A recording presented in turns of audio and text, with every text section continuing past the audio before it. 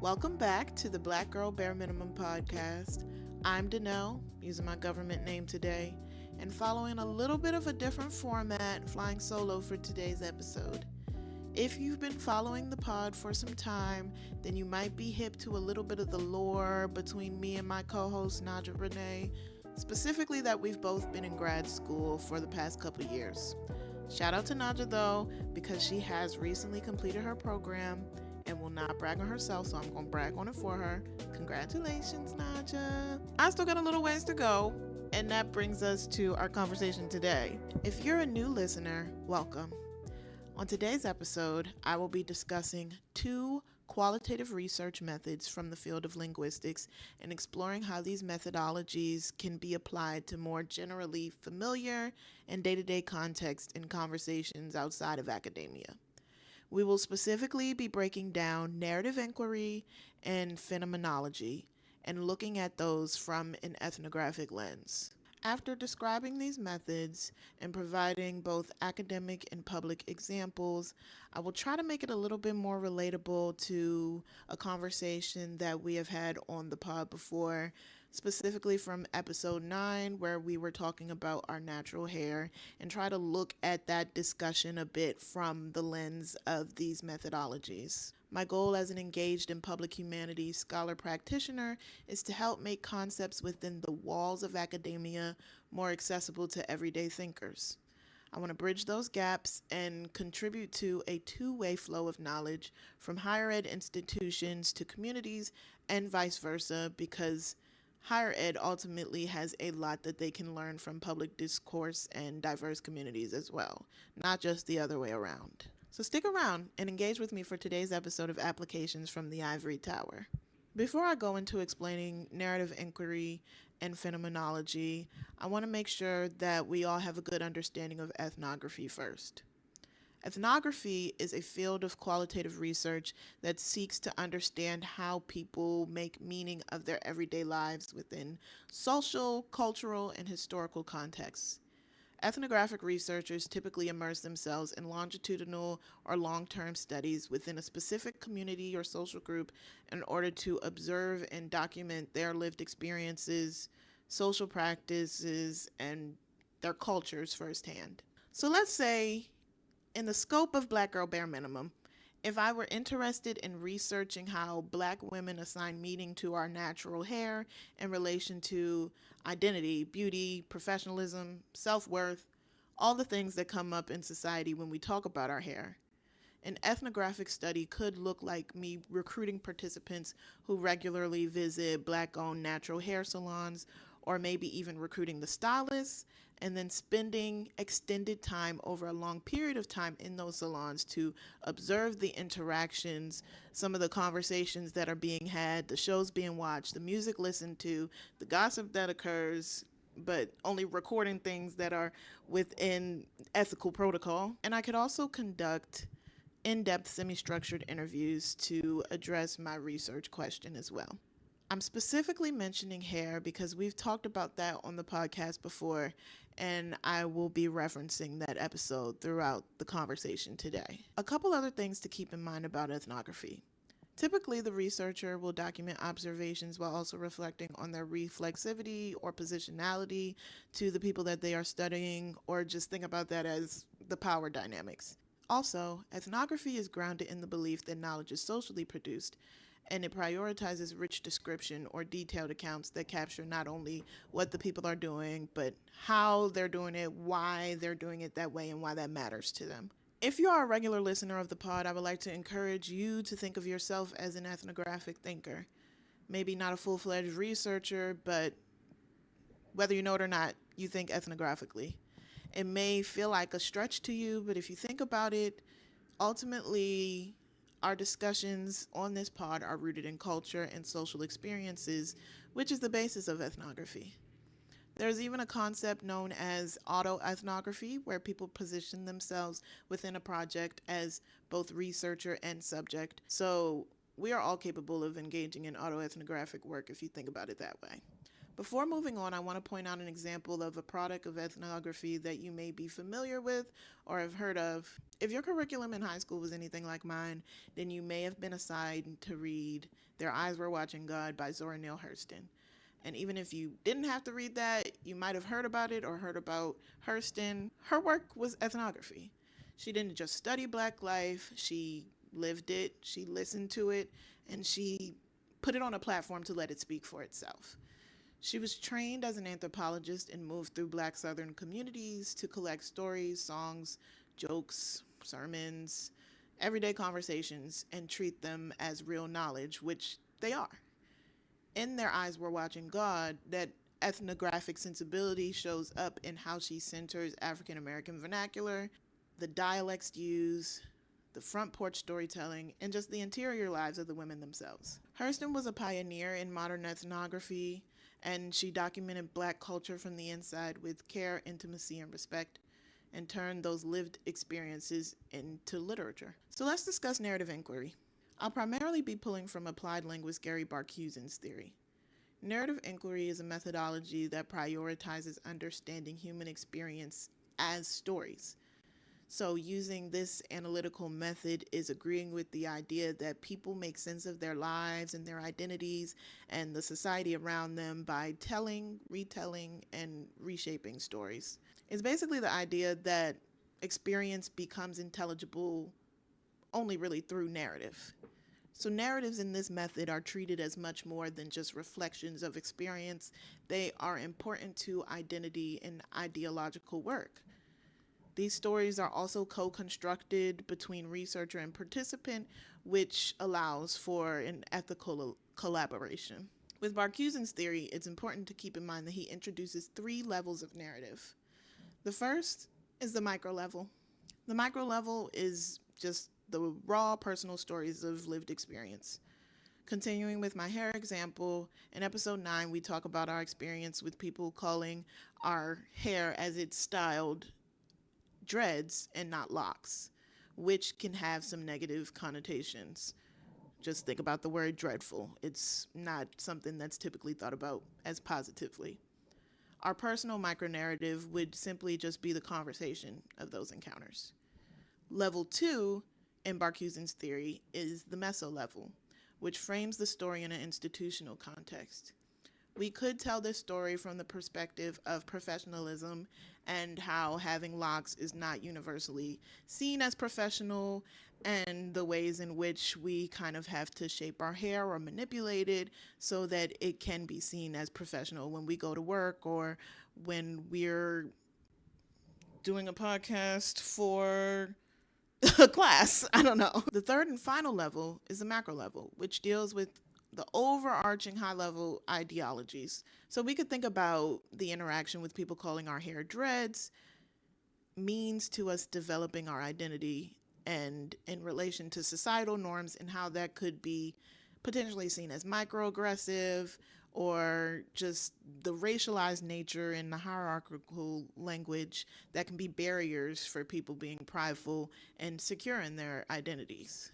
Also, analyzing this episode using a narrative inquiry methodological approach, the story of mine and my co-host's journey with our hair becomes more apparent and easy to note. Over the course of the episode, we discuss our experience with our hair at different stages of our lives. So that's kind of that longitudinal piece coming in. So we talk about having relaxers and chemicals to straighten our hair in our childhood, to growing our natural hair texture out and cutting off the permed ends or doing the big chop, to then coloring and bleaching our hair in the experimentation phase, to now having locks and how that's not necessarily the end of the hair journey, but just the place that we are now. Some of the themes that after creating that story could arise include societal and peer pressures surrounding what's deemed beautiful or professional, the formative influence of people who cared for and styled our hair, so our parents, other family members, our hairdressers, evolving relationships with hair products, products we used to use, products we no longer use, products that have stood the test of time, chemical treatments that we used to do and don't do anymore, and then just ultimately the impact of non-Black perceptions of our hair. Collectively, these themes help reveal hair as a central site of identity formation, self-worth, and an ongoing journey toward self-love and being unapologetic about who we are and how we present in the world. There are many documentarians in the public who I believe utilize the narrative inquiry technique well also. I think about the Netflix documentary that was released earlier this year called Katrina Come Hell and High Water. It's a strong example of how narrative stories were used to show meaning being constructed through stories and positioning firsthand accounts of Katrina's survivors within broader historical, political, and institutional failures. It also allowed for a shared authority where the people being interviewed were able to own their stories, and it privileged the voices of Black New Orleanians to challenge the official accounts of the disaster by various institutions. Now, moving on to say it 5 times fast, I be struggling, y'all. Moving on to phenomenology. Phenomenology still deals with the understanding of people's lived experiences, but is more concerned with the experience itself and not just how it's told. So I'm going to try to explain that a little bit more. It's a research approach rooted in psychology and philosophy concerned with how human beings experience, perceive, and make meaning of the world as it's lived, rather than as it's measured, categorized, or explained from outside factors. So with phenomenology, we're really trying to get down to the essence of how people subjectively make sense of their lived experiences, not just what those experiences are. How are they making sense of them? It's important that I also detail this in the realm of interpretive phenomenological analysis, or IPA, which I'll refer to it for the rest of this chat. IPA was coined by Jonathan Smith in the 90s. It's explicitly interpretive and embraces something called the double hermeneutic. That basically means that the participant is trying to make sense of their experience as they're telling the story, while at the same time, the researcher is trying to make sense of the participant's process of trying to make sense of their story. So it's a little bit meta in that sense, but it's interesting in how the researcher wants to understand more than just the story, but wants to understand why the person's telling the story a certain way, or what it really means to them, or how they're processing it. With our example, a potential phenomenological research question could be along the lines of, how do Black women make sense of professional hair discrimination? So during the interview, I, as a researcher, could observe people coming to conclusions about their feelings and how their hair presents in society, and then take note of them going through that process. After conducting these interviews, IPA analysis from a high-level view typically involves the following steps. 1, close, repeated reading of an interview transcript over and over and over, many iterations of that. 2, detailed coding of those transcripts, often line by line or paragraph by paragraph. One type of coding that I have found interest in from the semester is something called in vivo coding. So that's where you will create codes explicitly from the words that were used in the transcript. After coding, you would develop emergent themes. So one of the codes, as I was looking at the transcript of the conversation on the episode that Naja and I were having, one thing that was said was, take the compliment and go. I'm just not one of those people too who'd be like, oh, I like your dreads. They're locks, thanks. That's just not me. If it's just you've said it once and we're not having a full-on conversation about it, like you're complimenting my hair or whatever, I'm not going to take the time out of, the day to sit here and explain to you why that's problematic or why I'm, whatever. I'm just going to take the compliment and go. That could emerge into a theme about how we just overlook potential microaggressions or avoid confrontations with outsiders who don't understand why calling our hair dreads versus locks may come across negatively to us. Another code I looked at was everybody that I know, that I talk to on a regular basis, calls them locks. So for Saying me, I locks. think it only matters when it's like somebody that I'm going to be talking to forever, Yeah. like a family member, or like, and like if I've defaulted to referring to them as locks, I think typically like everybody that I know that I talk to on a regular basis calls them locks too. So that's kind of the opposite of that first code. So that theme could be contributions to community, or our fixation on associating in homogenous or like insider groups. Other codes outside of the conversation of dread versus locks, I think locks are freeing. Along with the natural hair awakening or the natural hair movement, like the rise of Shea Moisture and As I Am, and you know what I mean? These brands were coming up with us because now there was a demand. We were creating the demand, you know, versus there weren't products catered to our hair types because there was no demand. We weren't creating the demand. We weren't embracing it at all. And that's why I think locks are freeing, because you can't even add no capitalistic consumerism part to it. Just the theme of freedom and finding yourself, supporting your identity. And then another one that I say to Naja, brought you over to the good side of having locks. Yeah. But ultimately, I feel like I've brought you over to the good side of having locks because you transitioned about a year after me, and you're welcome. Because we were so that theme is kind of relating to the peer influence or just the already ideological bias that I may have brought to it, that locks this way is one of the healthiest hairstyles for Black natural hair. The next step in IPA analysis would be moving to the next interview transcript while honoring the first one. So in IPA, you would typically be looking at more than just one transcript or one interview. So you would continue that process of reviewing transcripts, looking at the codes, creating themes, and just repeating that as necessary. Step 5 is looking for patterns, and then step 6 is the repetition until theoretical saturation is reached.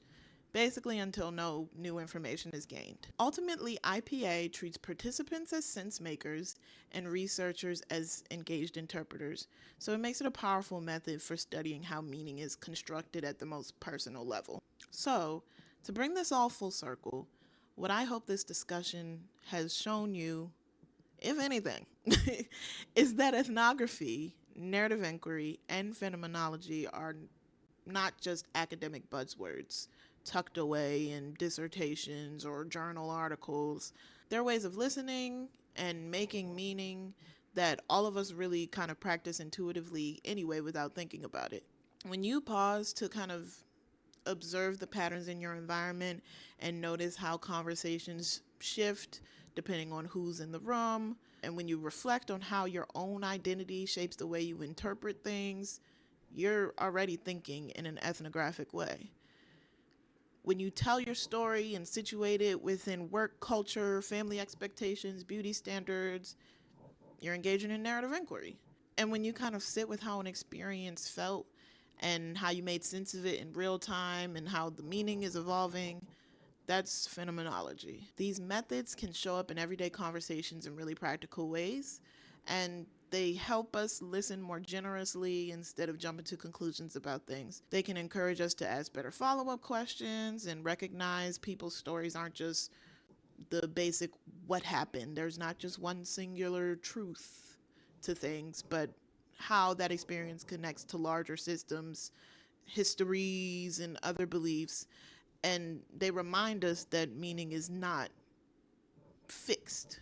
It can be interpreted and shaped by different contexts. So whether you're just reflecting on your own life or holding space for someone else's story or just trying to understand things around you, I invite you to carry these methods with you, not as rigid rules, or to, when you're having a conversation with your homegirl, be like, let me sit and think phenomenologically about this. Like, no.